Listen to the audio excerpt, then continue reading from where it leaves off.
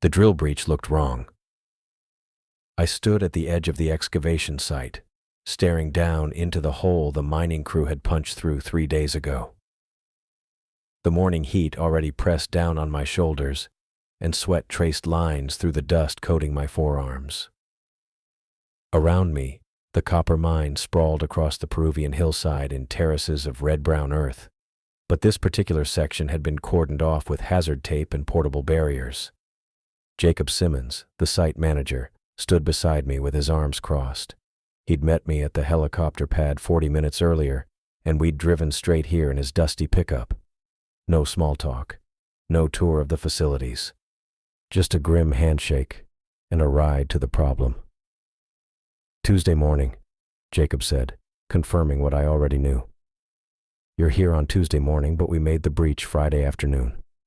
3 days ago." I nodded, still looking at the hole. The edges bothered me. Mining breaches typically showed jagged rock, fracture patterns, the chaos of explosives and mechanical force meeting geological resistance. This one had smooth curves along portions of the rim, almost polished. Not everywhere, but enough to notice. "Tell me about the missing miners," I said.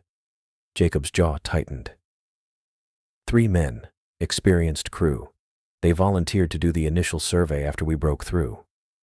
He pulled a folded map from his vest pocket and spread it on the hood of a nearby equipment trailer. "Standard procedure. We send in a small team to check for gas pockets, structural instability, anything that might pose a hazard before we commit to full excavation." I traced the marked route on the map with my finger. The main shaft descended at a controlled angle, following the copper vein they'd been working. Then the breach point, marked with a red X. Beyond that, nothing but blank space and question marks.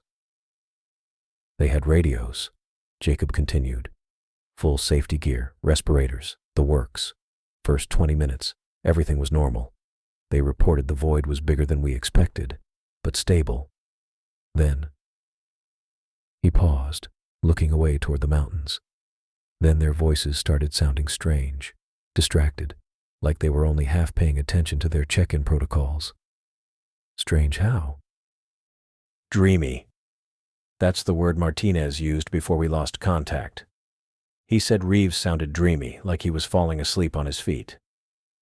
Jacob rubbed his face. 53 minutes after entry, the radios went silent. All 3 at once. We sent another team to the breach entrance, but they reported the air smelled wrong. Chemical, old. The company ordered everyone back and called you. I walked closer to the breach, crouching near the edge. The smooth sections of rock caught the light differently than the fractured areas. I ran my gloved hand along one curve, feeling the texture. Not quite polished, but worn. Intentionally shaped, maybe. My engineering background screamed that this wasn't natural formation.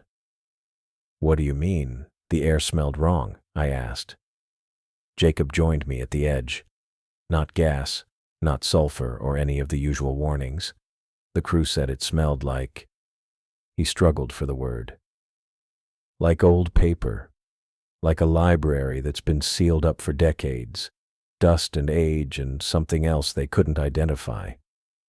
My claustrophobia twitched in the back of my mind. I pushed it down, focusing on the technical aspects. "You brought in an archaeologist?" "Dr. Ethel Simpson. She arrived yesterday." Jacob checked his watch. "She's reviewing the sonar maps we ran. Should be here any minute." As if on cue, a woman appeared from one of the prefab buildings scattered across the site. She moved with purpose, carrying a weatherproof case and what looked like a tablet computer. Her auburn hair was pulled back in a practical ponytail, and she wore field gear that had seen actual use, not the pristine equipment of someone who just visited dig sites for photo opportunities. "Mr. Bowers," she said, extending her hand as she approached. "Ethel Simpson. I've been looking forward to meeting you." I shook her hand. Her grip was firm, her green eyes sharp and focused. "Jasper, just Jasper is fine. Jasper, then. She set the case down and opened the tablet, her fingers dancing across the screen. I assume Jacobs filled you in on the basics, the breach, the missing miners, the unusual conditions. He mentioned the air quality issues. More than just air quality. Ethel pulled up a series of images on the tablet and turned it toward me. These are the preliminary sonar maps we ran yesterday. We couldn't get equipment through the breach itself without sending personnel, but we were able to position sensors at the entrance and bounce signals into the void. I took the tablet and studied the images. The sonar data showed layers of depth rendered in false color, blue fading to green, to yellow to red as the distance increased. What I saw made my stomach drop. The void wasn't a cave. It wasn't a natural formation at all. The chamber system extended downward and outward in geometric patterns, perfect rectangles stacked and offset like architectural blueprints, corridors connecting spaces that looked deliberately planned. The scale was massive, easily 3 times the size of any cave network I'd seen in this region. How deep? I asked. The main chamber descends at least 200 feet below the breach point, Ethel said. But that's just what we could map from the entrance. The sonar couldn't penetrate beyond a certain point. There's something down there that's blocking the signal return. I zoomed in on one section of the map, where a large rectangular space showed unusual density readings.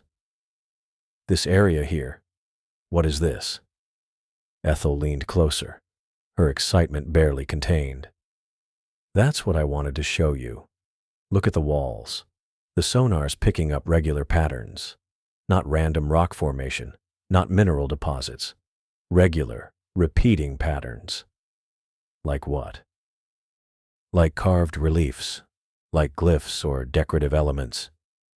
She swiped to another image, this one showing a cross-section view. This structure predates the Inca, predates anything we have records of in this region. The mining company accidentally drilled into something that's been sealed for potentially thousands of years. My claustrophobia kicked harder. I handed the tablet back and stood, breathing slowly through my nose. 200 feet down. Sealed chambers. Missing miners. The rational part of my brain, the engineer who'd spent a decade assessing structural integrity in challenging environments, knew I needed to see this firsthand. The other part, the part that still remembered being trapped in a collapsed parking garage during an earthquake in Chile, wanted to get back in the helicopter and leave. Jacob watched me carefully. You okay?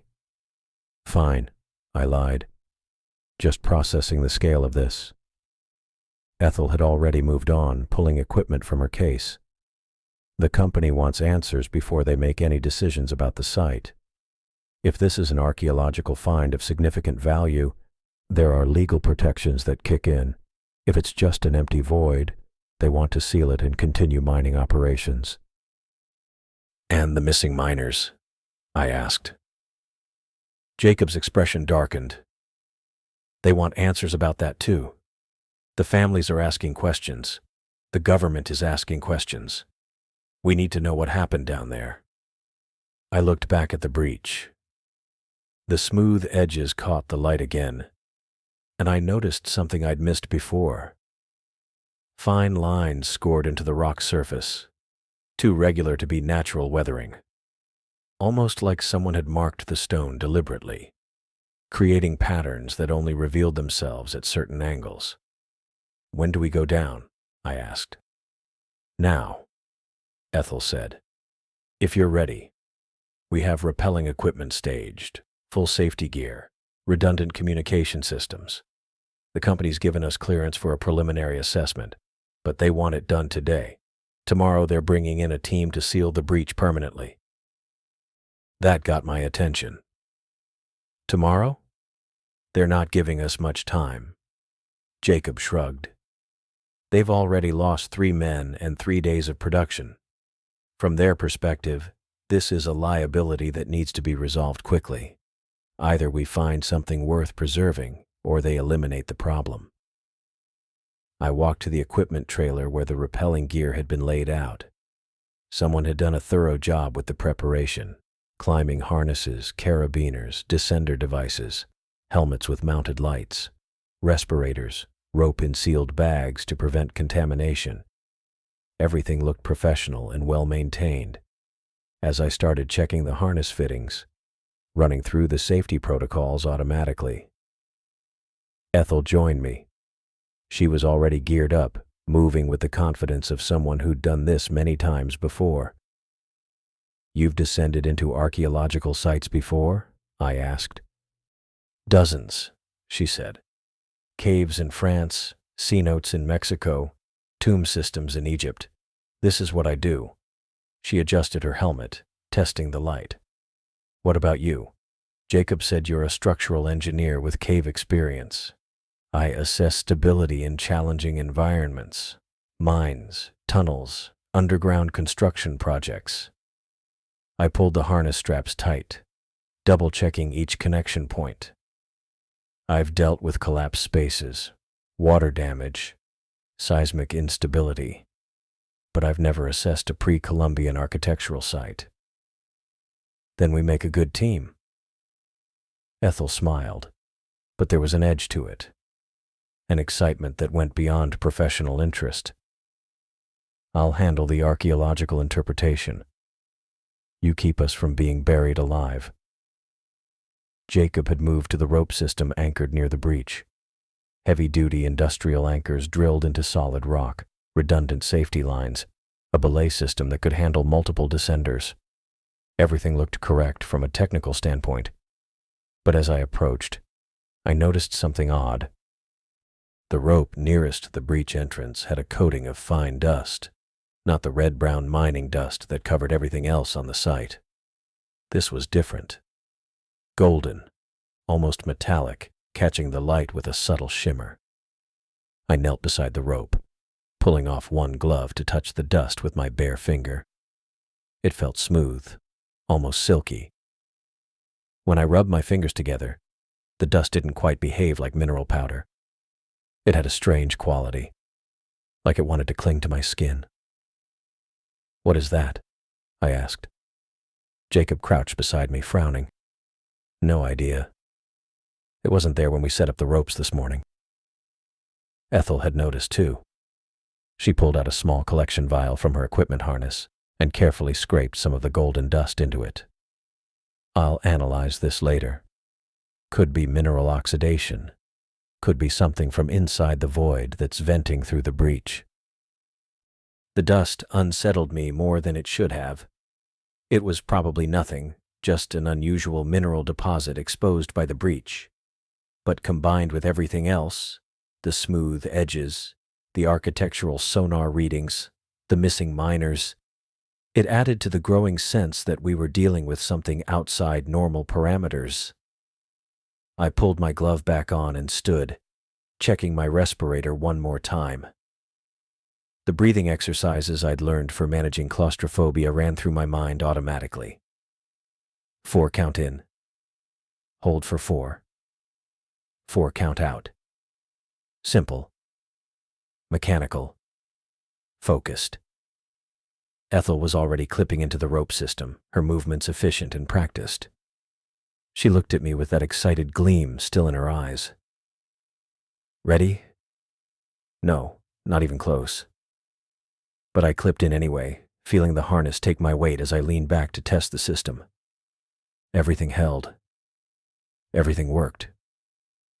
Jacob handed me a radio. "Stay in constant contact. Any problems? Any unusual readings? You come back up immediately. No heroics." "Understood," I said. Ethel had already started her descent, rappelling smoothly down into the breach. Her helmet light bobbed and swayed as she dropped below the surface level, disappearing into the darkness. I followed, letting the rope slide through my descender in controlled increments. The light from above faded quickly as I dropped into the breach. My helmet lamp carved a cone of illumination in the darkness, showing rough rock walls that gradually gave way to those unnaturally smooth surfaces I'd noticed at the entrance. 4 count in. Hold. 4 count out. The air changed as I descended. Cooler. Drier. And yes, there was that smell Jacob had mentioned. Old paper. Ancient dust. Something else underneath it that I couldn't quite identify. Not unpleasant, but definitely wrong.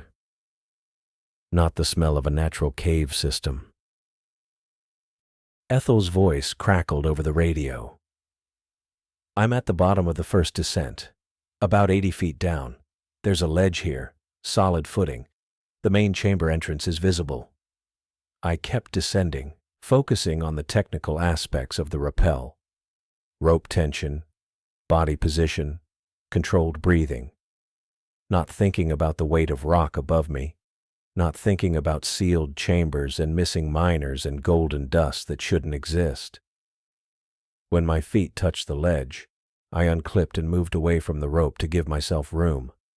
Ethel stood a few yards away, her light pointed at something I couldn't quite see yet. Jasper, she said quietly, you need to see this. I turned, following her light. The chamber entrance stood before us. Not a cave mouth, not a natural opening. A doorway, carved, deliberate, massive, and covered in glyphs that caught our lights and seemed to shimmer with that same golden dust. Ethel's voice had changed. Softer, almost dreamy. We need to go in.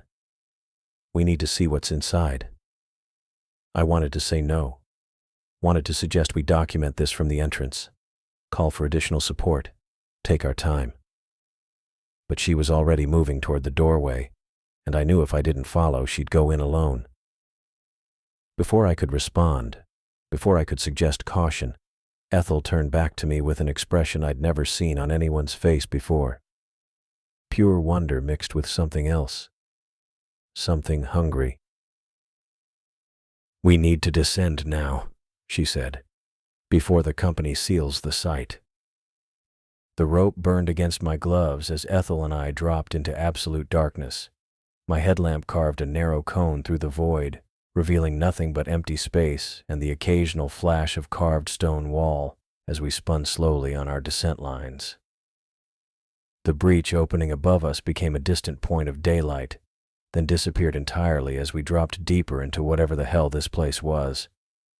I counted each meter of rope sliding through my brake device. 1, 2, 3. The mechanical focus kept my breathing steady even as my chest tightened with the familiar squeeze of enclosed spaces. 4, 5, 6. The walls felt too close despite the darkness hiding them. 7, 8. My respirator hissed with each controlled breath. In through the nose, hold for 3, out through the mouth. 9, 10, 11. Ethel's voice crackled over the radio. Depth check, 90 feet. I glanced at my own gauge to confirm. The digital readout glowed green in the darkness. 92 feet. Close enough. My legs hung free beneath me, boots finding nothing but air. The temperature had dropped at least 15 degrees since we'd left the surface. Cold seeped through my field jacket despite the insulation. 12, 13, 14. The descent felt endless. My headlamp beam swept across smooth stone surfaces as I rotated on the line, catching glimpses of architectural details that shouldn't exist this far underground. Corners too precise, edges too clean. 15, 16. The golden dust I'd noticed at the breach hung suspended in the beam like particles frozen mid-fall. My left hand cramped around the rope. I flexed my fingers without loosening my grip, working blood back into the muscles. The rappel device clicked softly with each measured release. 17, 18, 19. Ethel's light bobbed somewhere to my right, her descent smooth and practiced. She'd done this before in dozens of archaeological sites across 3 continents. For me, every drop into darkness felt like the first time.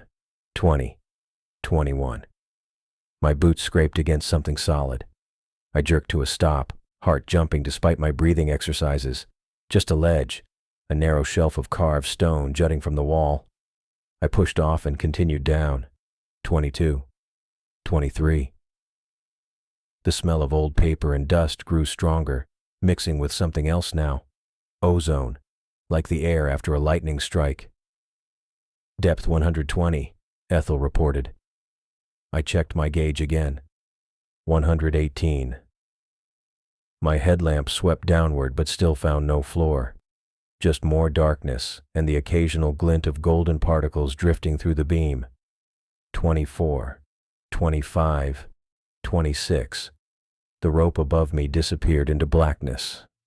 The rope below me did the same. I existed in a bubble of light no more than 10 feet across, suspended between nothing and nothing. My throat tightened. I forced another breath through the respirator. In. Hold. Out. 27. 28. The walls around us had pulled back. I could tell by the way sound traveled differently now, the way my headlamp beam no longer caught stone surfaces every few seconds. We'd entered a larger space. 29, 30. I see the floor, Ethel said. Maybe 20 feet down.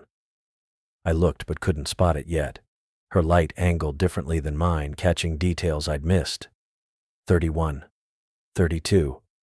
Then my own beam found it. A flat expanse of carved stone spreading out beneath us like a plaza. 33. 34. Details emerged as we dropped closer. Patterns in the floor. Geometric designs radiating outward from what looked like a central point. 35. 36. My boots touched down at 38 meters. The impact sent a small puff of dust rising around my feet, golden particles swirling in my headlamp beam. I unclipped from the descent line and stepped back, giving Ethel room to land beside me a few seconds later. She hit the ground lighter than I had, already turning to sweep her headlamp across the space before she'd even unclipped. The beam caught something that made me freeze. Statues. Hundreds of them. Maybe thousands. They lined the walls in perfect rows, stretching up into the darkness beyond our light's reach. Each one roughly human-sized. Each one different. My headlamp joined Ethel's, and the combined illumination revealed more details that turned my stomach cold. The figures weren't posed in dignified stances or noble positions. They were running, screaming, huddled in tight clusters with arms wrapped around each other. Some had their hands raised as if warding off something. Others crouched low, heads tucked between their knees. A few stood frozen mid-step, one leg raised, arms thrown back for balance. I moved closer to the nearest statue. A woman, maybe 5 feet tall, caught in the act of turning to look over her shoulder. Her mouth gaped open. Her eyes bulged wide. Every muscle in her neck stood out in sharp relief, tendons straining beneath stone skin. I'd seen plenty of ancient sculptures in my work assessing structural integrity at archaeological sites. Egyptian, Roman, pre-Columbian. None of them looked like this. The detail was impossible. I leaned in until my face was inches from hers. Individual pores dotted her stone cheek. Fine lines radiated from the corners of her eyes. I could make out individual strands of hair carved so delicately they looked ready to move in a breeze. The texture of her clothing showed weave patterns, actual fabric grain rendered in whatever material this was. No ancient civilization could achieve this level of detail. Not without modern tools. Not without magnification and precision instruments that didn't exist 2,000 years ago, or 3,000, or however old this place turned out to be. I reached out and touched her raised hand. The surface felt smooth and cold, almost glassy. Not quite stone, not quite metal, something in between. The golden dust coated everything in a fine layer that came away on my glove when I pulled back. "Jasper, look at these glyphs," Ethel's voice pulled me away from the frozen woman. I turned to find her standing at the wall between two clusters of statues, her headlamp illuminating a section of carved symbols that covered the stone from floor to ceiling.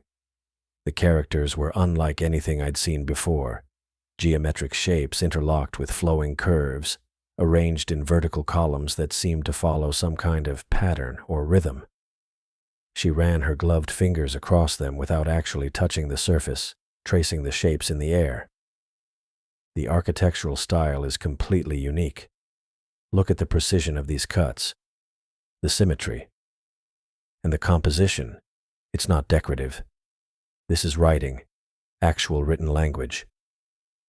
I walked over to stand beside her, playing my headlamp across the wall. More golden dust hung in the air here, drifting through our beams like glitter suspended in water. The particles caught the light and seemed to glow from within, casting tiny sparkles across the carved symbols. "What does it say?" I asked. "No idea. I've never seen anything like it." She pulled out her camera and started photographing the wall in sections, the flash briefly illuminating the entire chamber in stark white light. But the arrangement suggests a narrative structure. See how the symbols change density here? That usually indicates a shift in subject or tone. The flash had revealed something I'd missed in the headlamp beams. The antechamber was massive, easily 100 feet across, with a vaulted ceiling that rose at least 40 feet overhead. The statues lined every wall in rows that stretched up into the shadows, tier after tier of frozen figures caught in moments of terror. Hundreds of them.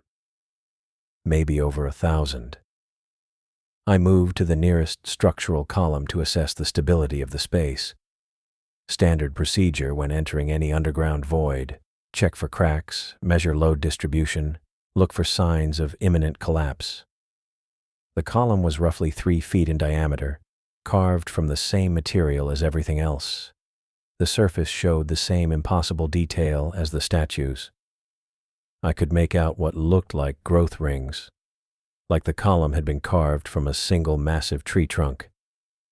But the texture was wrong. Too hard. Too smooth. I scraped a sample from the base where it met the floor, catching the shavings in a small collection vial.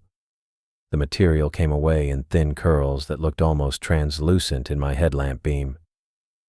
I sealed the vial and pulled out my portable microscope from the equipment vest, a compact digital unit with a built-in screen no bigger than my palm. The metallic taste on my tongue had grown stronger.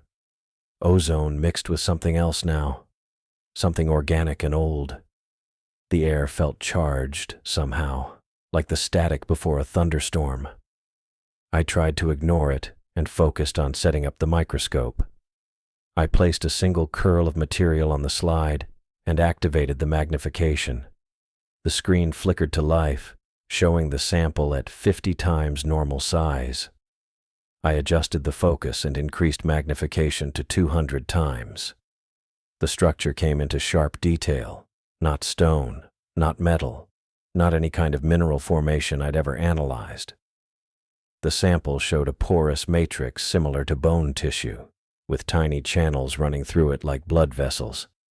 The density looked wrong, though. Too compact, too uniform. I increased magnification to 500 times, and the truth became unavoidable. This was organic matter, calcified, fossilized. The channels were actual capillaries.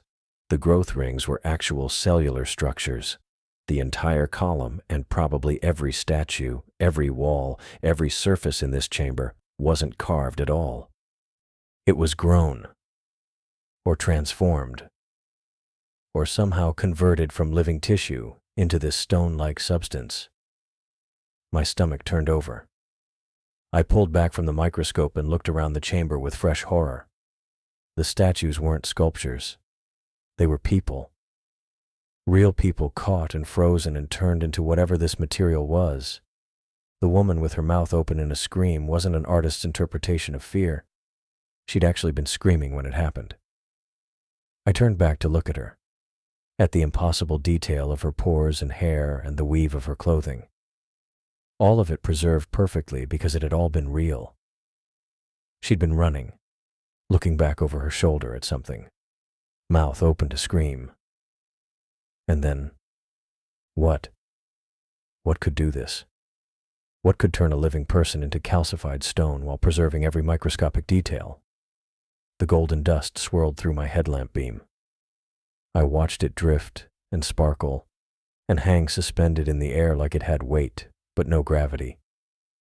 The particles moved in patterns that seemed almost purposeful, clustering and dispersing in slow waves.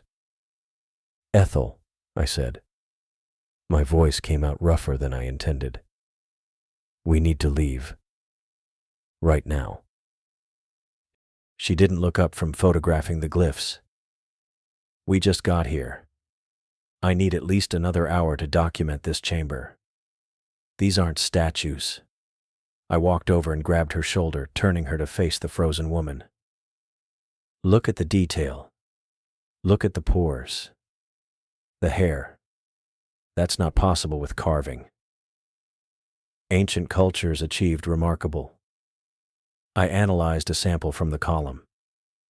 I held up the microscope so she could see the screen. "That's bone tissue. Calcified organic matter. This whole place is made from it." She stared at the screen for a long moment. The flash from her camera had stopped. In the silence, I could hear my own breathing through the respirator, harsh and too fast. I forced myself to slow it down. In. Hold. Out. Ethel reached out and took the microscope from my hand. She studied the screen, adjusting the focus slightly, zooming in and out. Her headlamp beam stayed fixed on the display, washing out the details in harsh white light. "Impossible," she said finally. "Look at them." I gestured at the rows of figures lining the walls. "They're not posed. They're frozen. Mid-step, mid-scream. These were people." She lowered the microscope and turned to sweep her headlamp across the chamber again. The beam caught face after face, each one locked in an expression of terror or desperation. A man with his arms raised to protect his head. A child clutching what looked like a small bundle to her chest. Two figures pressed together, arms wrapped around each other. "The missing miners," I said. "We need to find them and get out." Ethel handed the microscope back to me. Her hand shook slightly. "One more section. I need to photograph the entrance glyphs and take measurements of the chamber dimensions. Then we'll search for the miners." I wanted to argue but knew it wouldn't matter. She'd come down here for this. For the discovery. For the chance to document something no one had ever seen before. And despite the horror of what we'd found, part of me understood. This was the find of a lifetime. The kind of thing that rewrote history books and launched careers. I just hoped we'd live long enough to tell anyone about it. I needed to be sure. The thought sat in my brain like a stone, heavy and cold, refusing to budge. All these statues, all these frozen figures, they couldn't all be what I suspected. They couldn't all be real people. But I had to know. I turned away from Ethel and walked toward one of the smaller figures positioned near the entrance we'd rappelled through. My boots scraped against the carved floor, kicking up more of that golden dust with each step. The particles caught in my headlamp beam, swirling in lazy patterns that didn't match the movement of the air. There shouldn't have been enough air current down here to move them like that. The statue I approached stood about 5.5 feet tall, positioned in a running stance with 1 foot forward and both arms extended as if reaching for something, or running from something. The detail was just as impossible as the screaming woman I'd examined earlier. Individual fingers bent at natural angles, fabric wrinkles in the jacket sleeves, even the treads on the boot soles carved with precision that shouldn't exist in stone. I stopped about 2 feet away, playing my headlamp across the figure's torso. Golden dust covered everything, a fine coating that obscured the surface beneath. My hands felt steady as I raised them, but my breathing had picked up again inside the respirator. The sound of it filled my ears, loud and mechanical. Just look. Just check. I brushed my gloved hand across the figure's shoulder, sweeping away the golden powder in a single motion. The dust came off easily, almost too easily, floating away in a small cloud that dispersed into the surrounding air. Beneath it, the fabric of a jacket appeared, dark blue, practical, exactly the kind of heavy-duty work gear I'd seen 100 times at mining sites. And on the left breast, stitched in white thread, was a logo. A pickaxe crossed over a mountain peak, with text curved above it. Cordillera Mining Solutions, the same company that owned this site, the same company whose miners had gone missing 4 days ago. My stomach dropped. I'd known it was possible, had suspected it since examining the material under the microscope, but seeing the proof right there in front of me made it real in a way that analysis couldn't. This wasn't a statue. This was a person. Someone who'd come down here with a radio and safety gear and expectations of going home at the end of their shift. I leaned closer, moving my headlamp down to examine where the jacket met the figure's neck. The fabric looked normal, still blue, still showing the texture of woven material, even a small stain near the collar that might have been oil or dirt. I reached out and pinched the collar between my thumb and forefinger, testing it. The fabric moved. It compressed under my grip, flexible and soft, exactly like regular cloth should feel. Not stone, not calcified, just fabric. But underneath, where my fingers pressed through the material to the neck beneath, I felt only hard, unyielding mineral. The same glassy smooth surface as the woman's statue.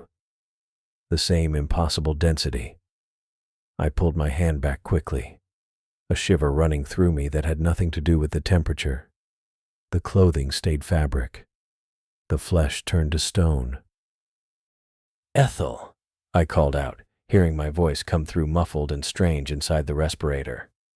"You need to see this."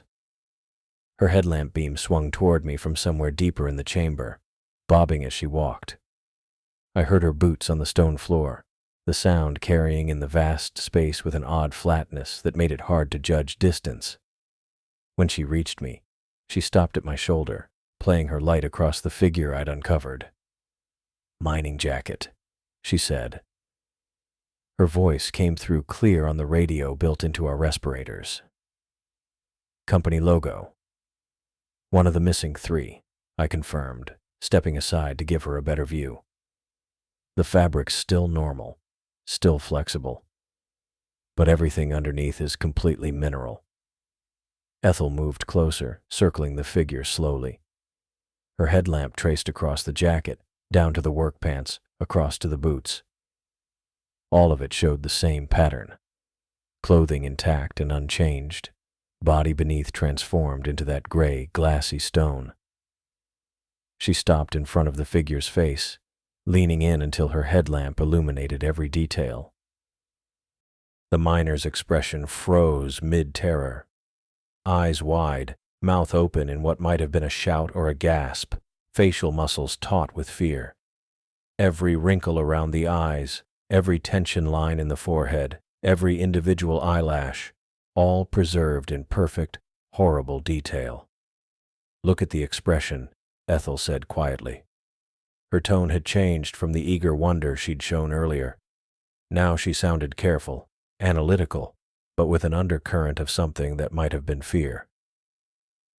"This isn't peaceful. This isn't someone who died and was later preserved. This is someone who was aware during the transformation." I didn't want to think about that. Didn't want to imagine what it would feel like to have your flesh turn to stone while you were still conscious, still able to feel it happening. The claustrophobia I'd been managing suddenly got worse. tightening around my chest like a physical thing. What could do this to a person? I asked, even though I wasn't sure I wanted to know the answer. Ethel didn't respond right away. She'd moved to examine the miner's hands, both of which were raised in front of the body as if trying to ward something off. Golden dust covered the palms, thick enough that it obscured the skin beneath. She brushed some of it away carefully, revealing the same gray stone surface. "The dust," she said finally, straightening up and looking around the chamber. "It's covering everything down here. Every surface, every statue, the floor, the walls. And it's not settling like normal dust would. It's moving. Circulating." I followed her sightline, watching the golden particles drift through our headlamp beams. She was right. The movement didn't match any air current I could detect. The dust seemed to flow in patterns, slow waves that pulsed through the chamber like something alive. "You think it's the dust that did this?" I asked. "Fungal spore, maybe," Ethel said. She'd pulled out a small sample vial from her equipment vest and was using a brush to collect some of the golden powder from the miner's jacket. "Some kind of organism that calcifies organic tissue. There are fungi that do similar things. Ophiocordyceps in insects, certain slime molds that incorporate mineral deposits. But nothing that works this fast or this completely on mammals." The word spore hit me like cold water. I immediately reached up and checked my respirator seal, running my fingers along the rubber edge where it pressed against my face. No gaps, no breaks. The filter cartridge felt secure, properly threaded into the mask body. "Check your respirator," I told Ethel, my voice sharper than I'd intended. "Make sure the seal's intact." She nodded and did the same check, fingers tracing the mask edge while her headlamp stayed focused on the miner statue. "Sealed. But we should move quickly, document what we can, and get out." I agreed completely, but first, I needed to find the other two miners. If one of them was here, transformed into this nightmare material, the other two had to be somewhere in the chamber as well. Jacob had said all three went down together. All three stopped responding around the same time. "We need to locate the others," I said, already moving deeper into the chamber. "The other two miners. They have to be here." Ethel fell into step beside me, both our headlamps cutting through the darkness and the drifting golden dust. The statues seemed to multiply as we walked, rows and rows of frozen figures in every direction. Men, women, children, all caught in moments of terror or confusion or desperate flight.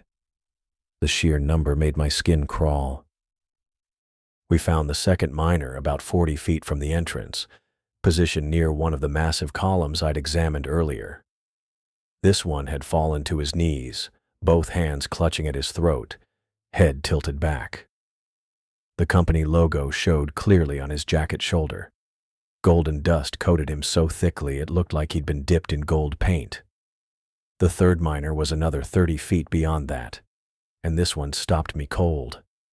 He was positioned in a full sprint, 1 foot off the ground, both arms pumping, head turned to look back over his shoulder. Every muscle in his body showed the strain of running, the desperate push for speed, and his trajectory pointed directly back toward the entrance shaft. He'd been trying to escape, trying to reach the ropes, the surface, safety. And he'd almost made it, probably within 60 or 70 feet of the exit before the transformation caught him completely. I stood there for a long moment, looking at that frozen sprint, imagining what it must have been like, feeling your body start to change, realizing something was wrong, making the decision to run, getting so close to escape, before your legs turned to stone beneath you and locked you in place forever. "Photograph everything," Ethel said, already moving to examine the glyphs on a nearby wall section. We need documentation before we leave. The company will seal this tomorrow and we'll never get another chance. I pulled out my field camera and started taking pictures. The running miner from multiple angles, showing his position relative to the entrance. The kneeling miner, focusing on his hands at his throat and the expression of suffocation on his face. The first miner near the entrance, the company logo clear on his jacket. I documented the golden dust coverage, the condition of their clothing, the perfect preservation of every detail. The camera flash kept firing, brief bursts of white light that illuminated the entire chamber for split seconds. Each flash revealed more statues, more frozen people, stretching away into the darkness in numbers I couldn't count. Hundreds, at least. Maybe thousands. What had happened here? How long ago? And why was this place sealed beneath a Peruvian hillside with no entrance until our mining operation accidentally broke through? Ethel had moved to a section of wall covered in the vertical columns of glyphs she'd pointed out earlier. She was photographing them methodically, working from left to right, her camera flash creating a steady rhythm of light bursts. Between shots, she leaned close to examine the carved symbols, her headlamp playing across the geometric shapes and flowing curves. "These glyphs," she called out to me, not looking away from the wall. "They're describing something. A process, I think. Or maybe a purpose." I finished photographing the third miner and walked over to join her. The wall section she'd focused on showed dozens of the strange symbols, arranged in neat columns that ran from floor level up to about 8 feet high. The carving looked fresh despite the golden dust coating. Sharp edges, clean lines, no weathering or erosion. "Can you read it?" I asked. "Some of it," Ethel said. She pointed to a repeating symbol that looked like a circle with radiating lines. "This one appears in multiple contexts, always associated with growth or expansion.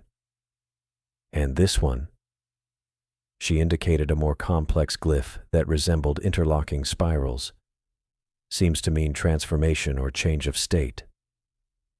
She moved her finger to trace a sequence of symbols in the middle column. This section describes something called the mycolith. The name combines roots that suggest both fungal growth and stone. A living temple, basically. Something that grows by incorporating new material into its structure. A living temple. I looked around the chamber again, seeing it differently now. Not a building constructed by ancient people, but something that had grown here. Something that was still growing, maybe. The golden dust circulating through the air. The calcified figures adding to the structure. The precise architectural features that seemed too perfect for human construction. "The statues aren't decoration," I said slowly, working through the implications. "They're building material. The temple grows by turning people into stone and incorporating them into itself." Ethel nodded, still studying the glyphs. "That would explain the numbers. And the positioning. Look at how they're arranged in tiers, forming structural support for the ceiling and walls. They're not random. They're load-bearing." I noticed it then, now that she'd pointed it out. The statues weren't just scattered around the chamber. They formed patterns, columns and arches and buttresses that supported the massive vaulted ceiling. The architecture didn't just include the calcified figures, it required them. They were structural elements, holding up tons of rock and preventing collapse. And the golden dust was everywhere, coating every surface, drifting through the air in those strange, purposeful patterns. I watched it move through my headlamp beam, seeing how it seemed thicker near certain wall sections. The areas where the dust concentrated showed different coloration, slightly darker, with a texture that looked almost organic, like growth, like the temple was still expanding, still building itself. "We need to leave," I said. "Right now. We've got enough documentation. We've found the miners.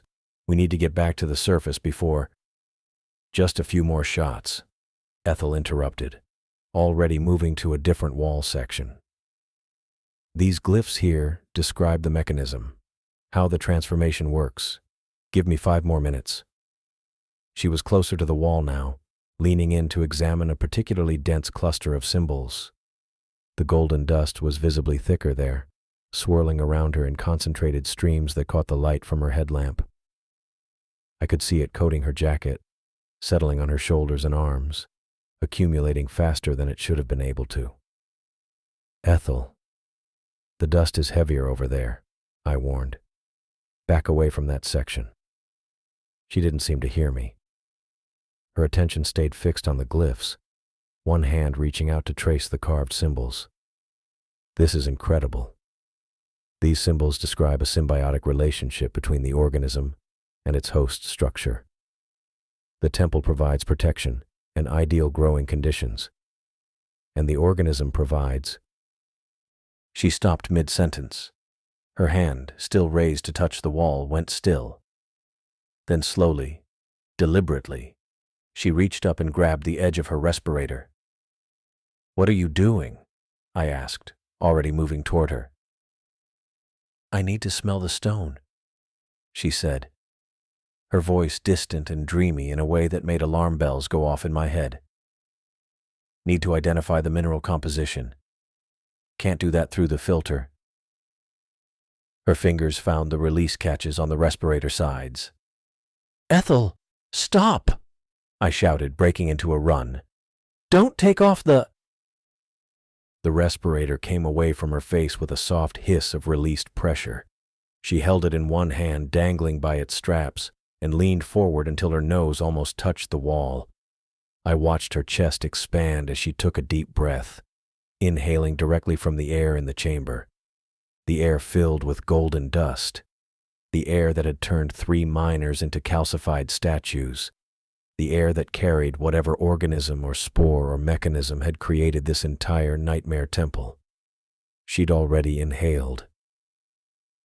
I lunged forward and grabbed Ethel's shoulders, yanking her backward hard enough that she stumbled. The respirator dangled from her right hand, swinging on its strap. Her eyes went wide with surprise, mouth still open from that breath she'd taken. I snatched the mask from her grip and shoved it against her face, my fingers fumbling with the straps as I pulled them tight around the back of her head. "What are you doing?"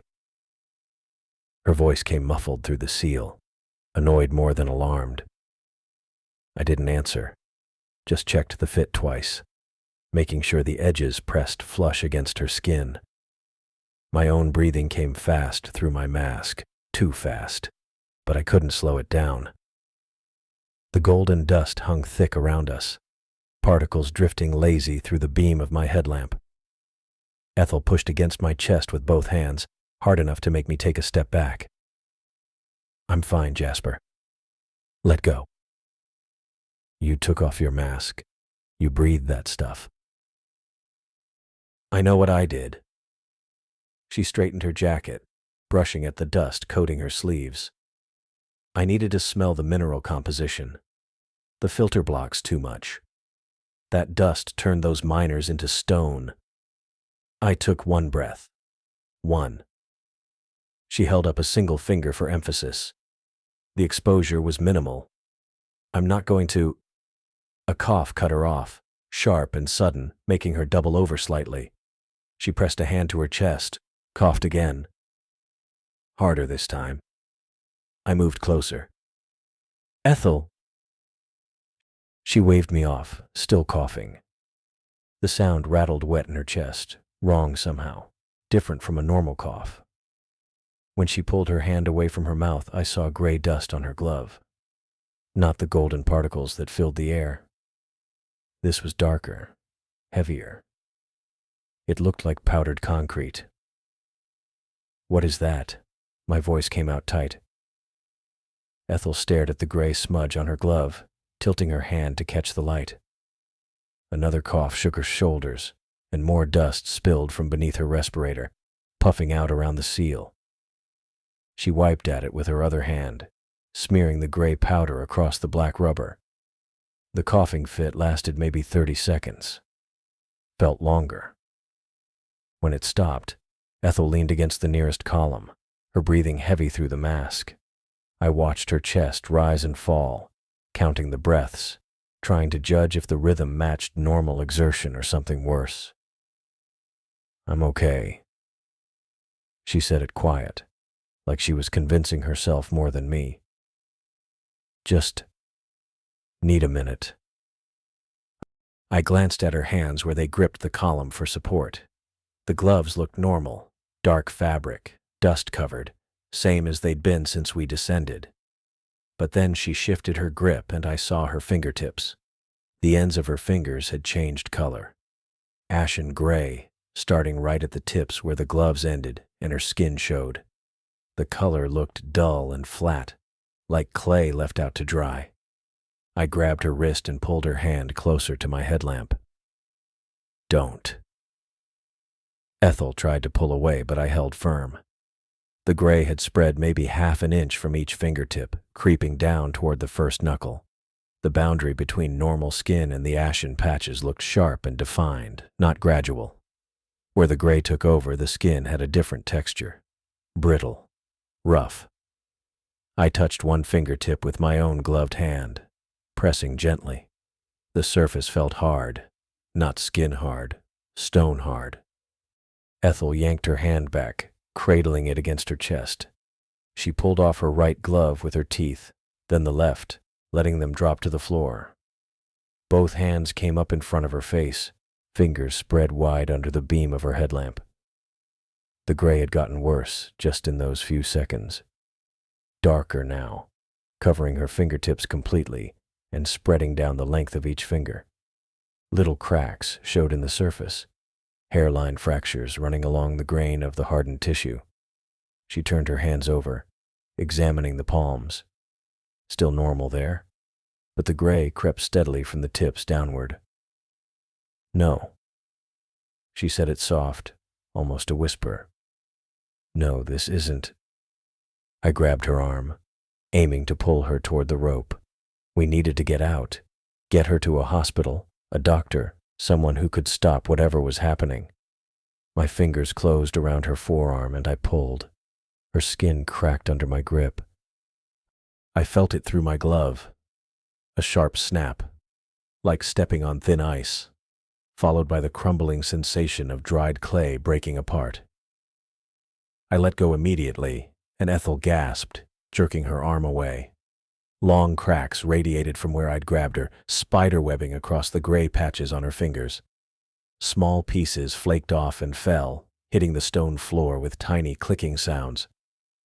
"I'm sorry, I didn't mean—" "Don't touch me."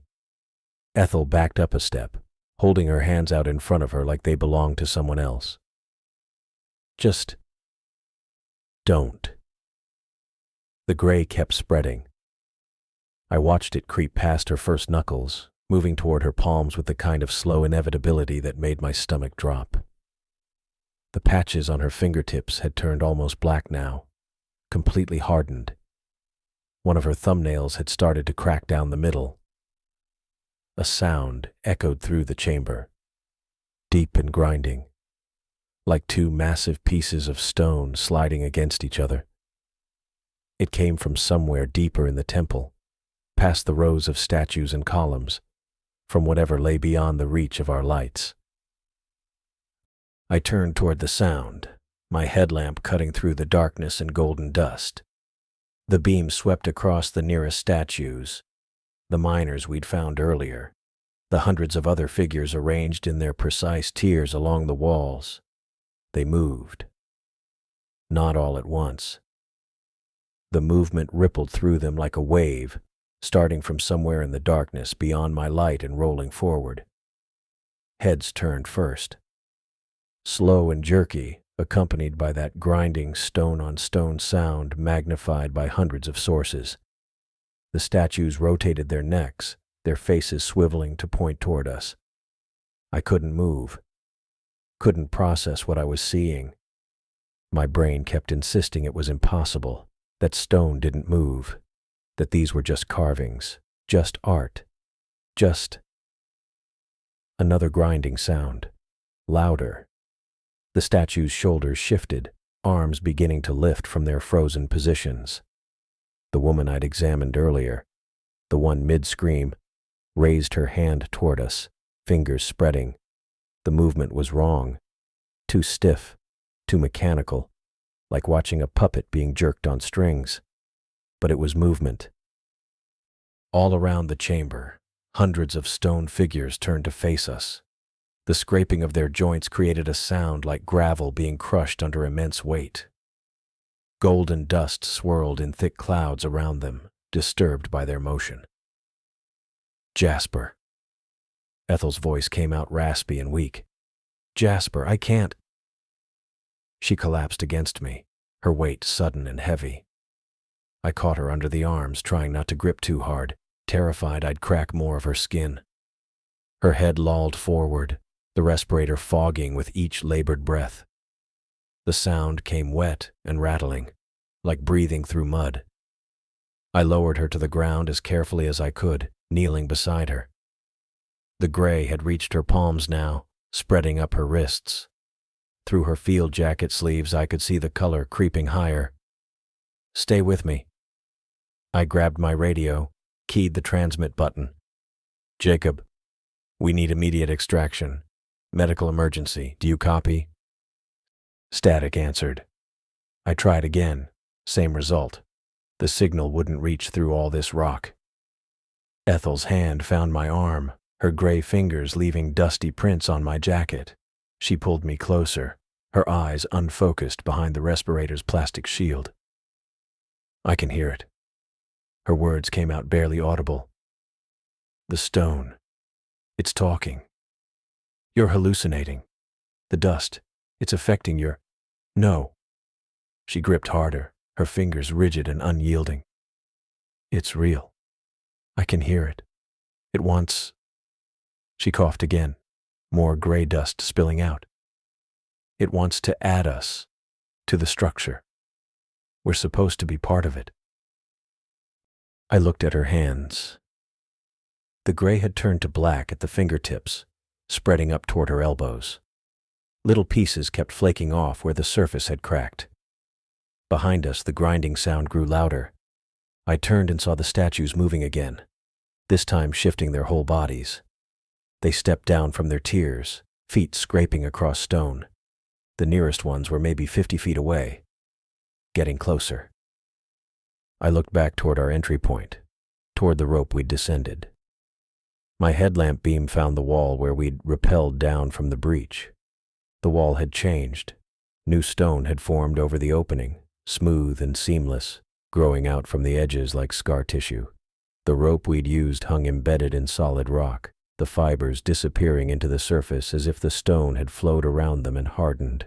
No gap, no breach, no way out. The walls were sealing themselves. I grabbed Ethel under the arms and hauled her upright, slinging one of her arms across my shoulders. She could barely stand, her legs weak and shaking. The gray had spread to her neck now, visible above her collar. We have to move. I started dragging her away from the statues, away from the sealed entrance. The sonar maps. Jacob showed me sonar maps. There was a ventilation shaft in the lower levels. Can't walk. Ethel's weight sagged against me. You don't have to walk. I've got you. I pulled her deeper into the chamber, into the darkness beyond our initial survey area. My headlamp beams swung wild as we moved, catching glimpses of more statues, more columns, more walls covered in those geometric glyphs. The golden dust grew thicker, making it hard to see more than 20 feet ahead. Behind us, the grinding sound became rhythmic, regular, like footsteps. I risked a glance back. The statues were following, not running, walking, their movements still jerky and wrong, but purposeful, coordinated. The sound of hundreds of stone feet hitting the floor created a noise like an avalanche in slow motion, each impact thundering through the chamber. They were getting closer. I kept my grip tight on Ethel's arm, half dragging her through a passage that squeezed us between walls carved with more of those geometric glyphs. The corridor sloped downward at maybe a 10-degree angle, just enough that I had to lean back to keep from stumbling. My boots scraped against stone worn smooth by who knows how many centuries, and every step kicked up more of that golden dust until it swirled around our legs in thick clouds. Behind us, the grinding continued. Louder now, closer. The sound bounced off the narrow walls and became something worse than just stone scraping stone. It was rhythmic, coordinated, like dozens of feet moving in unison, pounding the floor with mechanical precision that made my skin crawl. Ethel stumbled against me, her weight suddenly doubling. I tightened my arm around her waist and pulled harder, forcing her to keep moving. Her legs dragged more than walked. Each step took effort from both of us. "Keep going," I said through my respirator. The words came out muffled but loud enough for her to hear. She didn't respond, just wheezed through her own mask, the sound wet and ragged. I glanced down at her legs. The gray had spread past her knees.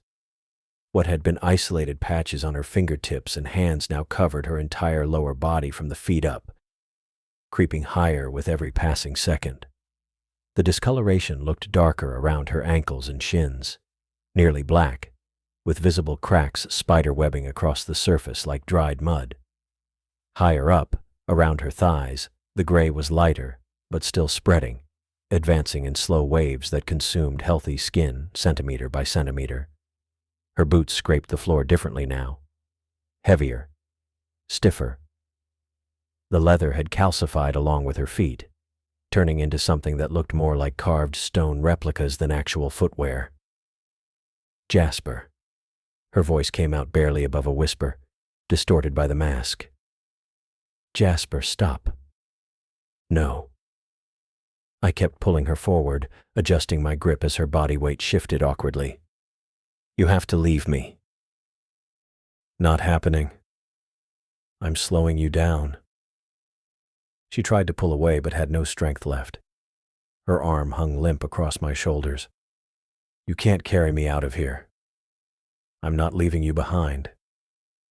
The corridor opened slightly, widening from maybe 3 feet across to closer to 5. I used the extra space to get a better hold on Ethel, shifting so I could loop both arms around her torso instead of just supporting her with one side. "Please," she said. "Just go." I ignored her and focused on moving forward. The passage continued downward, curving gently to the left. My headlamp beam cut through the golden dust and illuminated more glyphs on the walls, more columns carved with that impossible detail. Everything looked the same. Endless stone, endless dust, endless grinding footsteps behind us. Ethel's breathing got worse.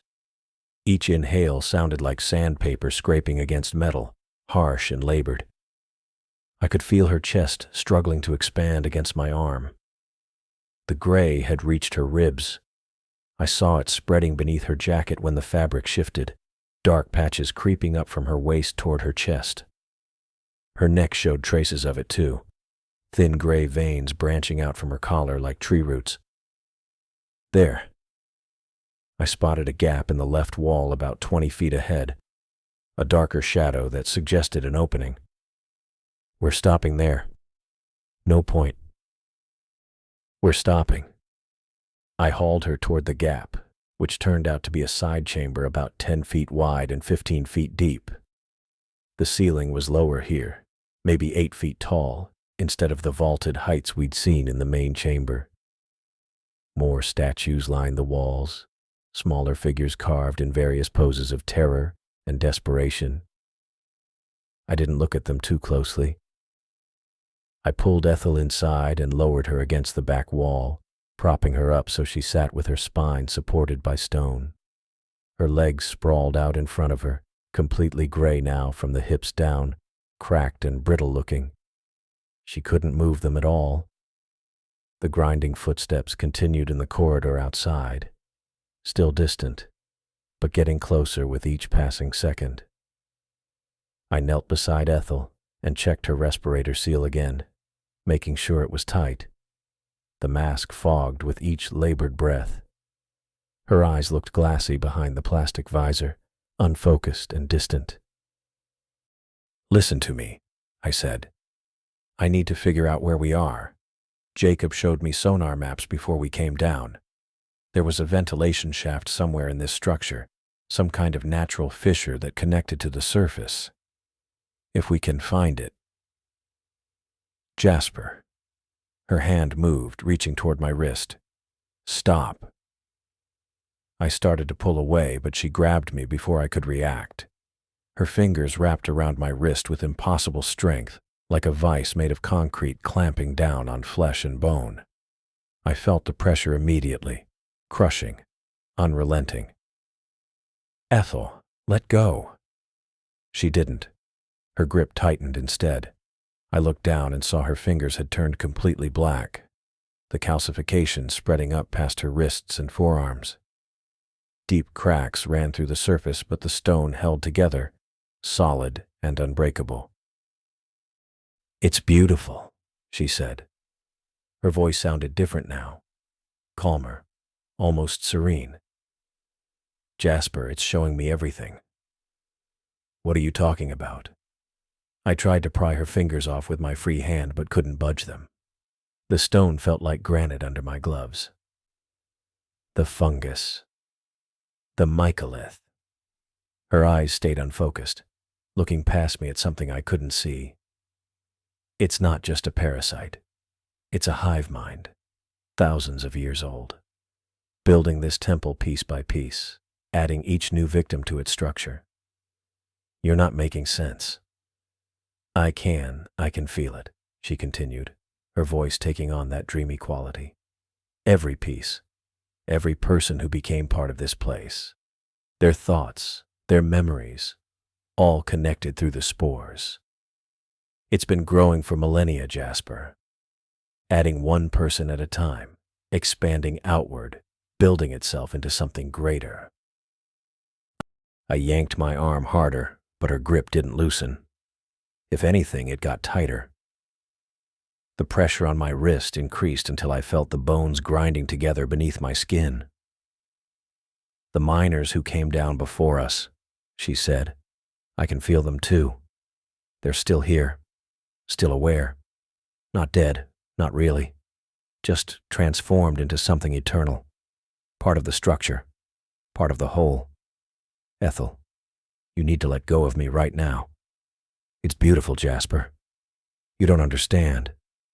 Being alone, being separate, that's the tragedy. But this," she smiled behind the respirator, her eyes still glassy and distant. "This is unity, perfect integration. No more fear, no more isolation, just connection. Forever." The gray had spread across her chest completely now. I could see it creeping up her neck in thick bands, darkening as it went. Her face was still mostly normal, but thin gray veins were starting to branch across her cheeks and forehead. "The mycolith showed me everything," she whispered. "How it started, how it will end. It's patient. It has all the time in the world. Every person who enters becomes part of it. Every expedition, every curious explorer. All of them feeding it, helping it grow." I stopped trying to pull away and reached for my equipment belt instead. My fingers found the rock hammer clipped to my side, the same one I'd used earlier to collect samples from the columns. I pulled it free and held it up where Ethel could see it. "Let go," I said. "I don't want to hurt you. You can't hurt me anymore." Her smile widened. "I'm already gone." I brought the hammer down on her hand. The calcified fingers shattered like ceramic, breaking apart in chunks that scattered across the floor. Black fragments bounced and rolled, leaving gray dust in their wake. Ethel's hand released my wrist immediately as the fingers disintegrated, reduced to broken pieces of stone. She didn't flinch, didn't cry out, didn't even look at the ruined hand, just kept smiling that serene, distant smile while her arm dropped to her side, the shattered stump resting against her leg. I backed away from her, breathing hard through my respirator. My wrist throbbed where she'd gripped it, already starting to bruise. The grinding footsteps in the corridor got louder, close enough now that I could hear individual impacts, distinct thuds of stone feet hitting stone floor. They were maybe 30 feet away, maybe less. I looked at Ethel one more time. The gray had reached her jaw, spreading up from her neck in thick patches. Her eyes stayed unfocused, looking at something I couldn't see. She was still smiling. "Go," she said softly. "I'll be fine. Better than fine." I turned and ran. The corridor continued past the side chamber, still sloping downward at that same gentle angle. I ran as fast as the confined space allowed, my boots pounding against smooth stone while golden dust swirled around me in thick clouds. My headlamp beam bounced and jerked with each step, illuminating brief flashes of carved walls and geometric patterns. Behind me, the grinding footsteps reached the side chamber.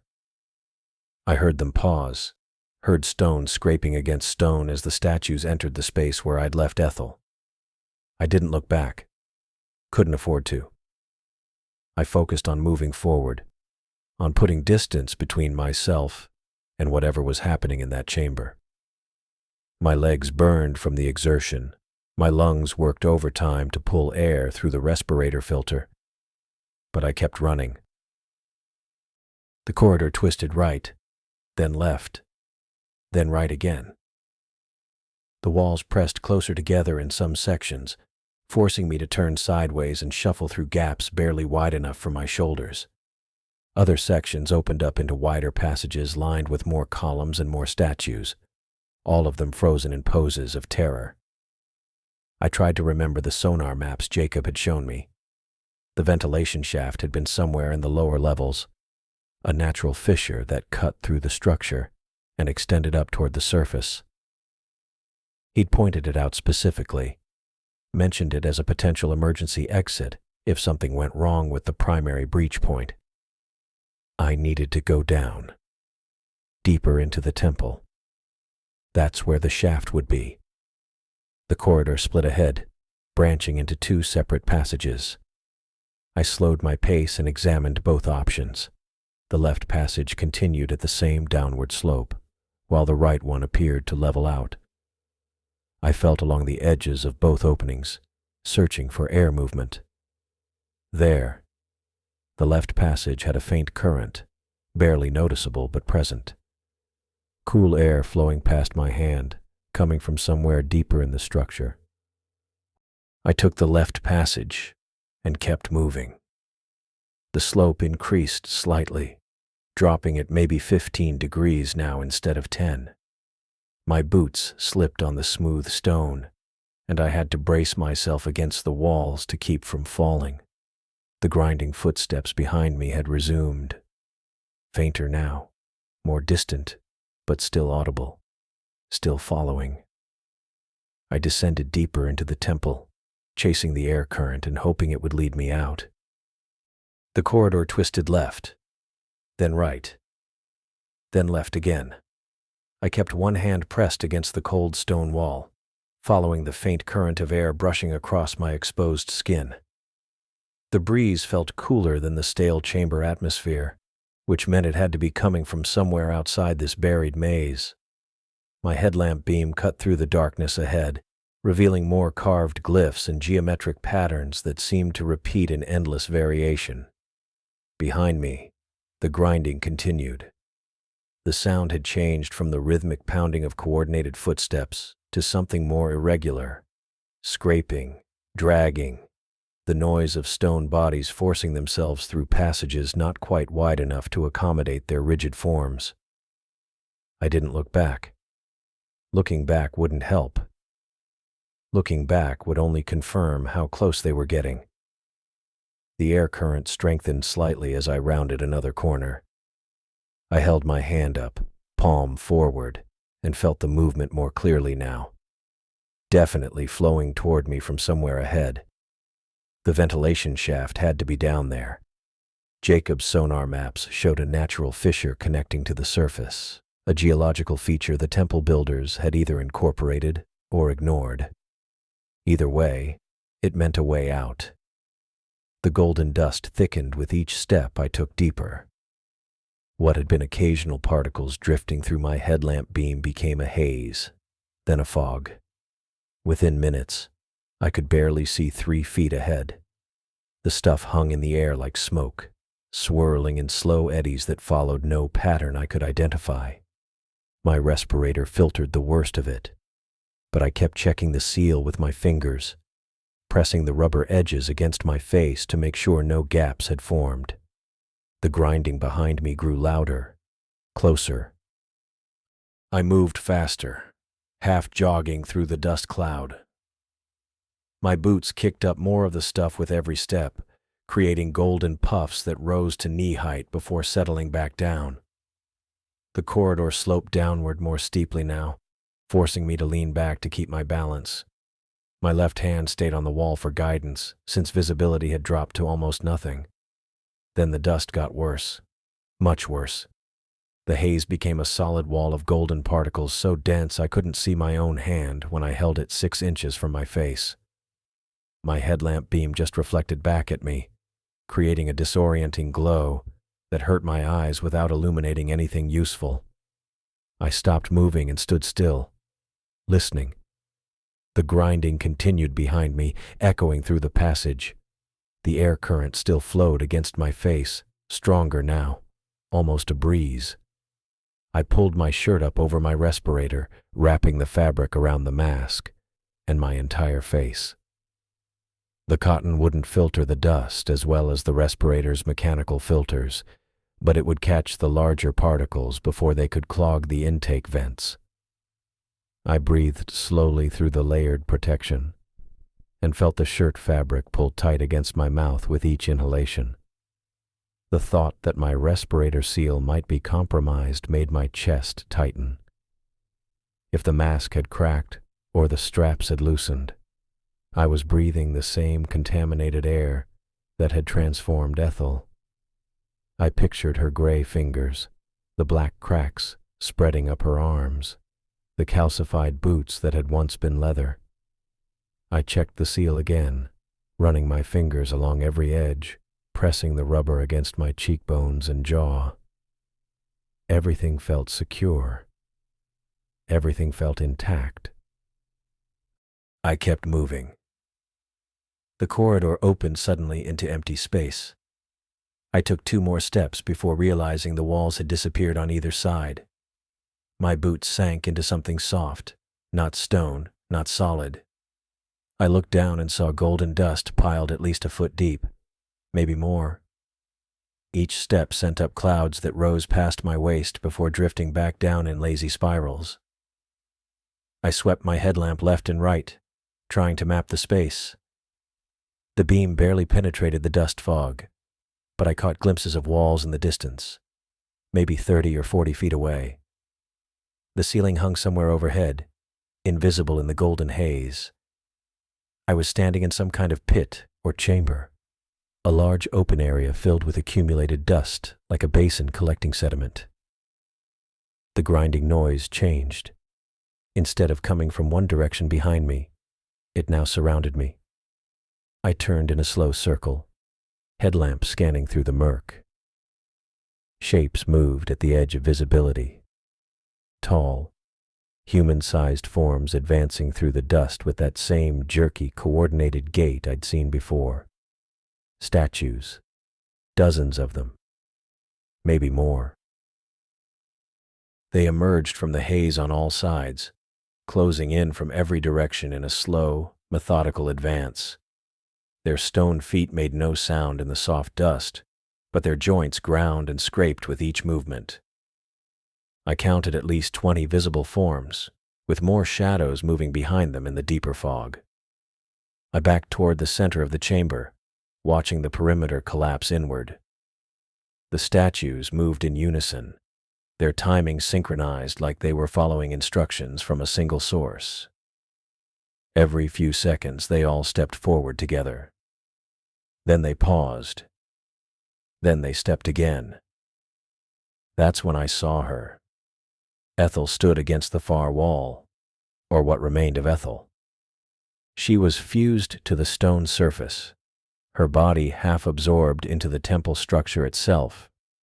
Her legs had merged completely with the carved blocks, the gray calcification spreading up through her torso and branching outward like tree roots. Her arms extended to either side, palms pressed flat against the wall, fingers stretching and melting into the geometric patterns carved there. The temple architecture flowed through her, incorporating her body as a structural element. But her face remained human, mostly human. Her eyes tracked my movement across the chamber. They were still her eyes, still aware, still conscious. The gray discoloration had crept up her neck and across her jaw, but her features remained recognizable beneath the spreading stone. Jasper. Her voice echoed strangely, seeming to come from multiple directions at once. The sound resonated through the walls themselves, vibrating through the stone floor beneath the dust. I didn't answer. I couldn't answer. Join the foundation. She spoke slowly, each word deliberate. Become eternal. Become part of something greater than isolation. The statues stepped forward again, closer now, maybe 10 feet away on all sides. The mycolith preserves everything, Ethel continued. Her mouth moved, but the voice came from everywhere. Your thoughts, your memories, your awareness. Nothing is lost. Everything is incorporated. Everyone is connected. A statue on my right extended its arm, reaching toward me with stone fingers. The hand moved with surprising precision, joints grinding as the fingers spread apart. I unclipped the pneumatic drill from my equipment belt and swung it like a club, smashing the hardened steel bit into the statue's torso. The impact sent a shockwave up my arms, nearly jarring the drill from my grip. The statue's chest cracked with a sound like breaking pottery. Fissures spread outward from the impact point, and chunks of calcified material crumbled away, revealing hollow spaces inside. More importantly, the fungal patches on the nearby wall recoiled.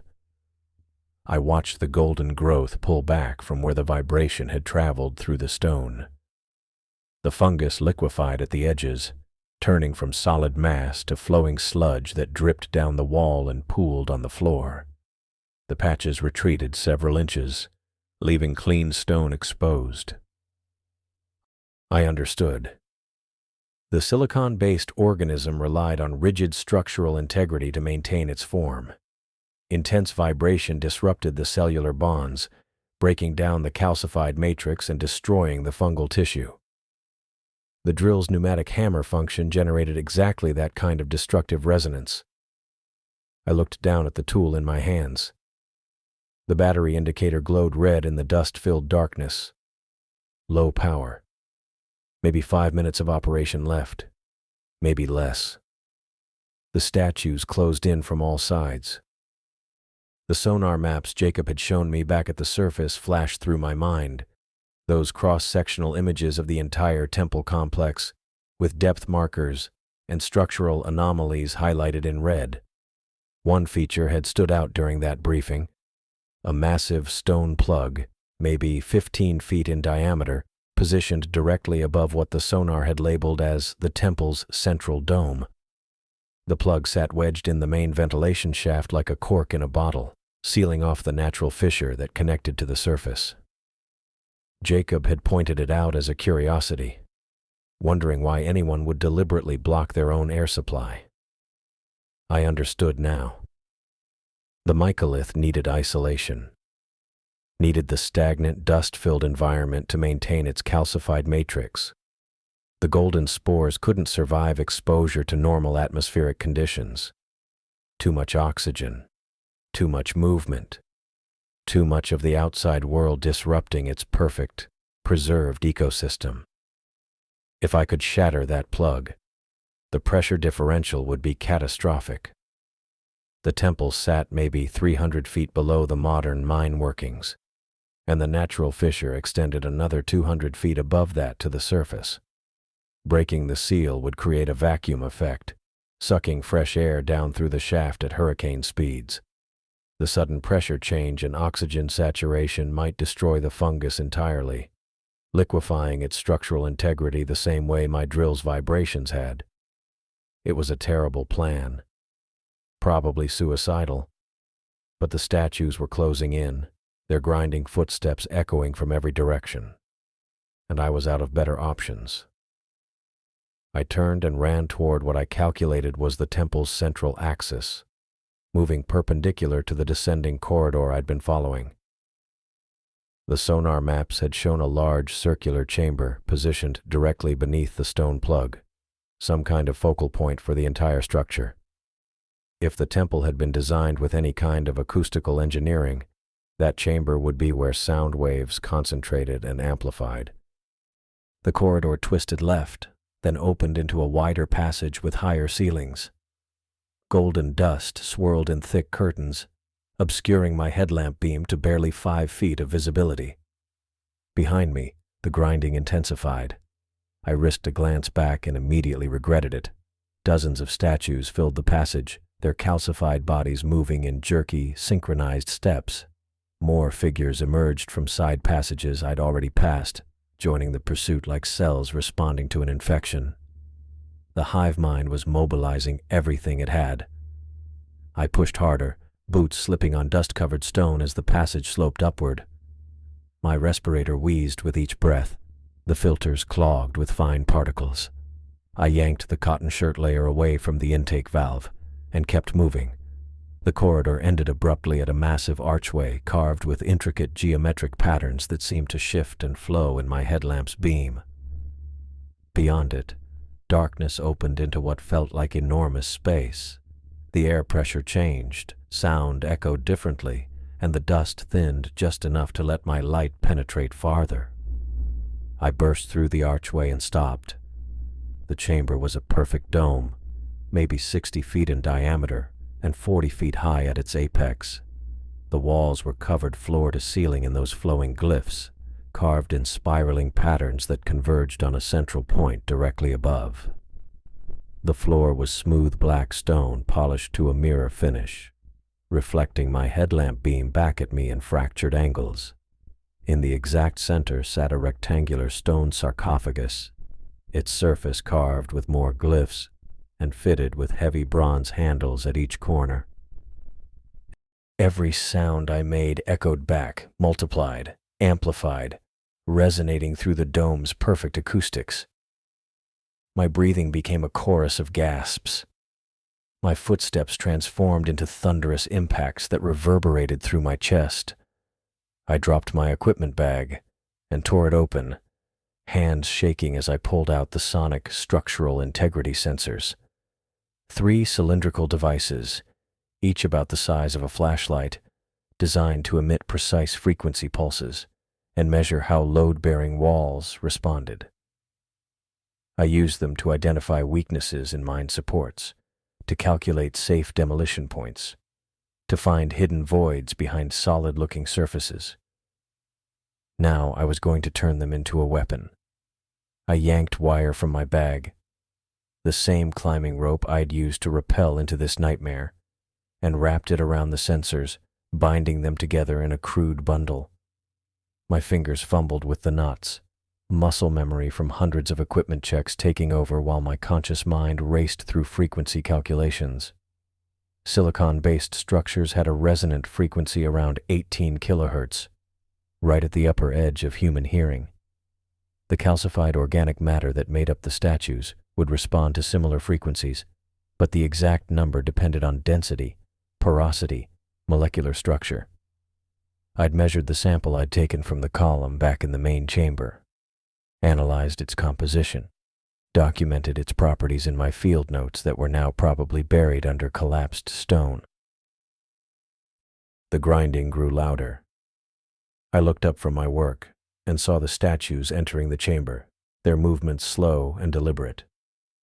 They spread out along the curved walls, forming a tightening circle that cut off any escape route. More figures emerged from the archway behind me, then from other passages I hadn't noticed, smaller doorways positioned at regular intervals around the dome's perimeter. Jasper. Ethel's voice echoed from somewhere above, multiplied by the chamber's acoustics, until it seemed to come from every direction at once. I didn't look for the source, didn't want to see what she'd become. Please stop. You don't understand what you're destroying. I twisted the wire tighter, securing the sensor bundle, and pulled out my multi-tool to strip the power cables. The sensors ran on standard 9-volt batteries, but I could wire them in series to boost the output voltage.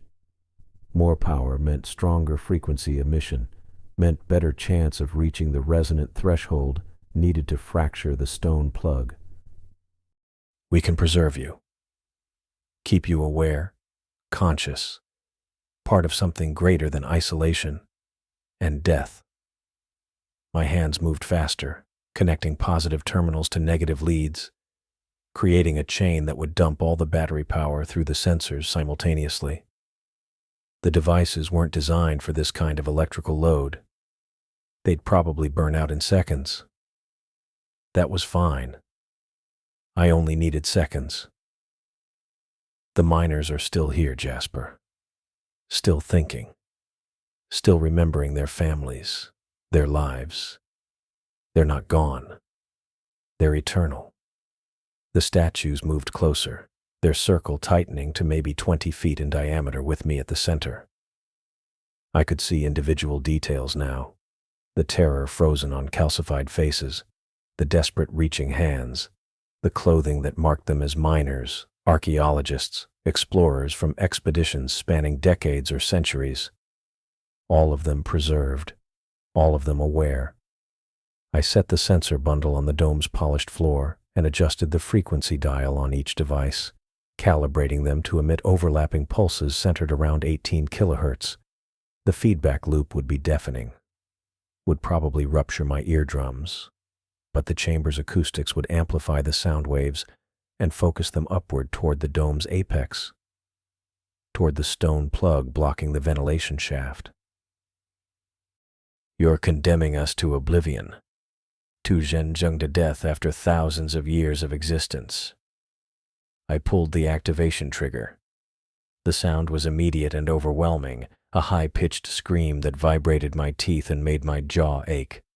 It bypassed my respirator, bypassed any attempt to cover my ears, and drilled directly into my skull through bone conduction.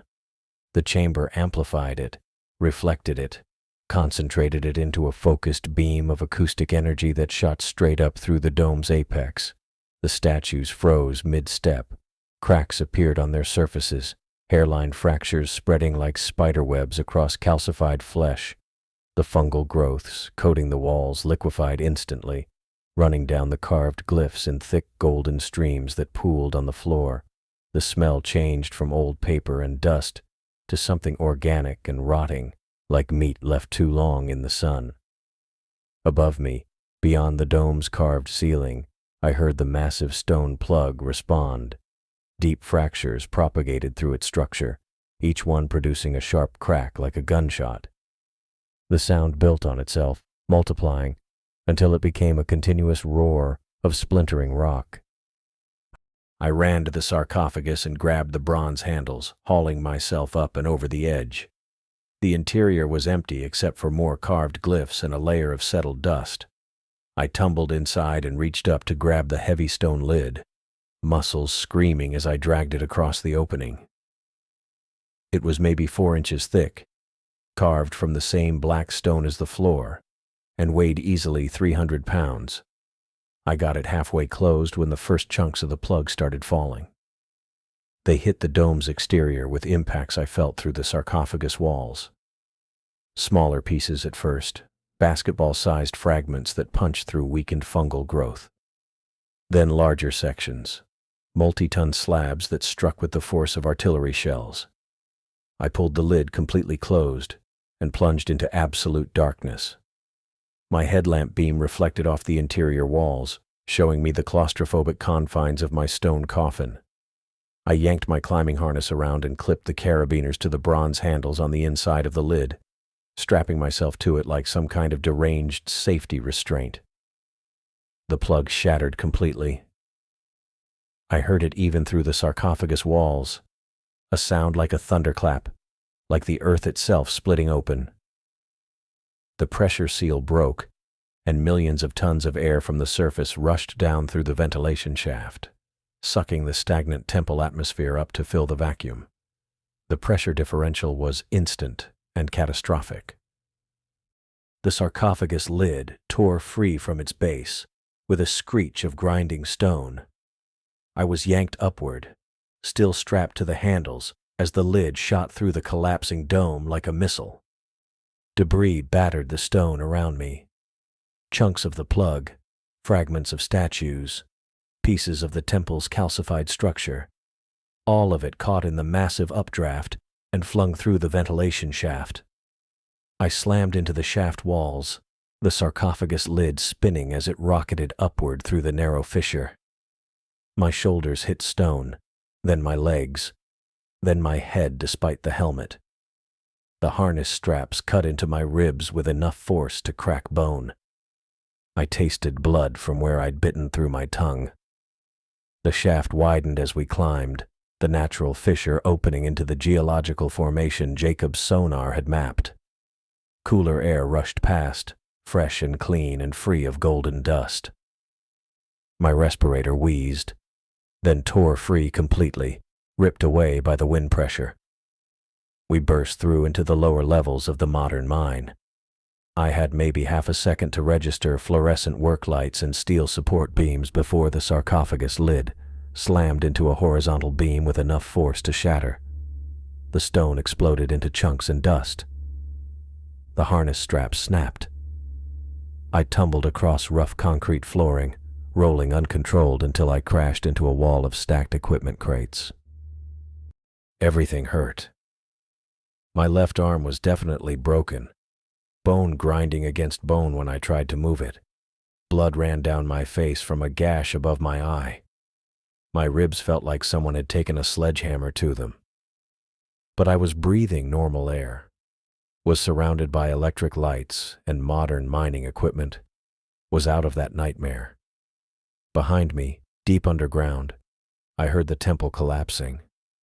The massive vacuum had destabilized the entire structure, liquefying the fungal matrix that had held the calcified architecture together for thousands of years. Stone groaned and shattered, chambers imploded, corridors crushed themselves under millions of tons of earth. The sound went on for what felt like minutes, a continuous roar of destruction that I felt through the concrete floor. Then silence. The microlith was gone, buried under collapsed rock and sealed off from the surface forever. And Ethel was gone with it, her consciousness preserved in calcified tissue, now crushed to dust and scattered through the rubble. I stayed on that concrete floor, broken and bleeding, for what felt like hours, but was probably closer to 20 minutes. My vision kept blurring at the edges, and every breath sent sharp pain through my ribs. The respirator was gone, torn away somewhere in that hellish ascent through the shaft, but the air down here was clean. Mine air. Surface air that had traveled through the ventilation system the company installed when they first broke ground. I could hear machinery running somewhere above me, the familiar hum of generators and pumps. Normal sounds, human sounds. The grinding from below had stopped completely, replaced by absolute silence from the collapsed temple. Whatever the microlith had been, it was buried now, crushed under tons of stone and cut off from any air supply that might let it recover. My left arm hung at a wrong angle, useless. When I tried to move my fingers, white-hot pain shot up to my shoulder, so I stopped trying. Blood dripped from somewhere on my face, probably the gash above my eyebrow, where I'd smashed into the shaft wall during the ascent. My tongue throbbed where I'd bitten through it, and I could taste copper every time I swallowed. Footsteps echoed through the tunnel, multiple sets moving fast. Voices called out, getting closer. I tried to sit up and immediately regretted it when my ribs screamed in protest. Instead, I stayed flat on my back, staring at the metal support beams crossing the ceiling above me, and waited. The rescue team found me surrounded by chunks of shattered stone and the broken remnants of the sarcophagus lid. 4 men in safety gear and headlamps, led by someone I recognized from the morning briefing. Rodriguez, maybe. He knelt beside me and started checking vitals while barking orders into his radio. They got me onto a stretcher with professional efficiency, strapping me down and lifting in one smooth motion. The movement jarred my broken arm and I bit down on another scream, which only made my tongue hurt worse. Rodriguez kept talking to me, asking questions I couldn't quite focus on. Was I dizzy? Could I feel my legs? Did I know where I was? I answered when I could, one-word responses that seemed to satisfy him. The stretcher bumped and swayed as they carried me through the lower mine levels toward the main elevator shaft. We passed equipment I recognized, tool stations and ore carts and cable spools. Everything looked exactly how it should, clean, normal. Nothing calcified or wrong. The elevator ride up took 3 minutes. I counted every second, watching the level indicators tick upward while my ears popped from the pressure change. Nobody spoke. The rescue team stood around me in silence, probably because they'd been briefed about the missing miners and knew whatever had happened down there was bad enough to shut down operations. When the elevator doors opened at the surface, daylight hit my face like a physical blow. I'd been underground for hours, my eyes adjusted to headlamp beams and darkness. I squeezed them shut against the glare, feeling tears leak from the corners. They carried me straight to the decontamination station, a temporary structure set up near the breach site. Medical personnel in full hazmat suits descended immediately, cutting away my clothes and spraying me down with chemical solutions that stung every cut and scrape. They were thorough, covering every inch of exposed skin, checking my hair, swabbing the inside of my mouth and nose. One of them collected samples, while another ran a handheld scanner over my torso, watching readouts I couldn't see. They worked without speaking to me, communicating only with each other in short technical phrases. Particle count, contamination threshold, negative markers.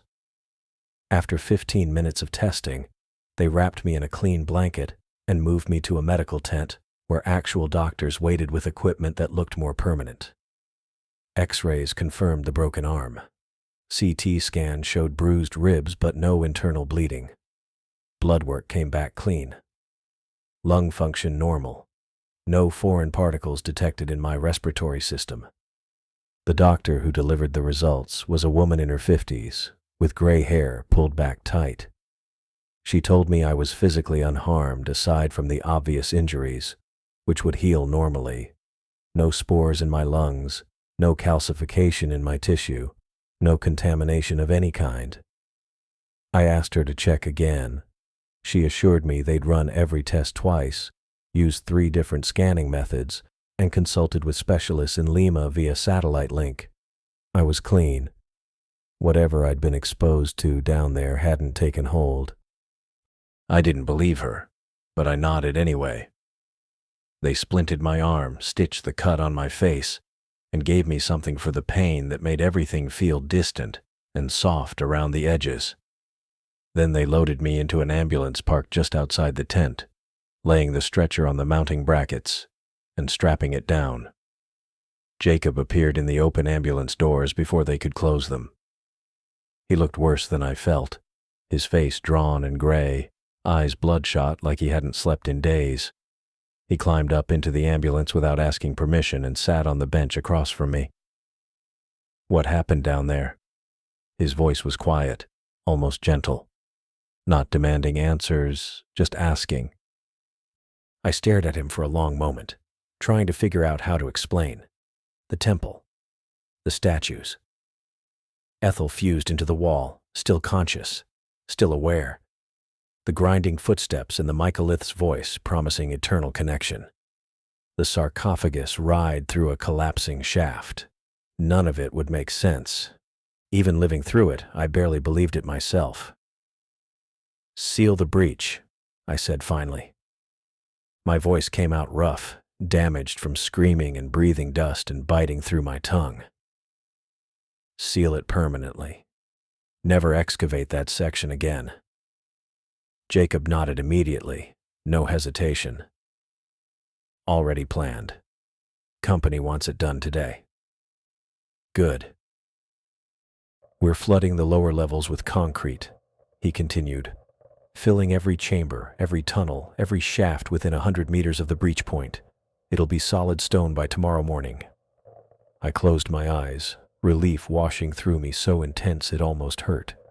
Concrete would seal it, would bury whatever remained of the mycolith under tons of hardened material, cutting off any possible air supply, any chance of recovery. Ethel would be buried too. What was left of her anyway? Her consciousness trapped in calcified tissue, preserved in the fungal matrix, aware and connected to the hive mind until the concrete entombed it all in permanent darkness. I tried not to think about that part. Through the open ambulance doors, I could see the breach site. Workers moved around it with purpose, setting up equipment and staging materials. A gravel truck backed up to the edge, beeping its reverse alarm in steady rhythm. The first load of gravel dumped with a sound like 1,000 stones grinding together. I flinched so hard the stretcher straps dug into my chest. Jacob noticed, but didn't comment.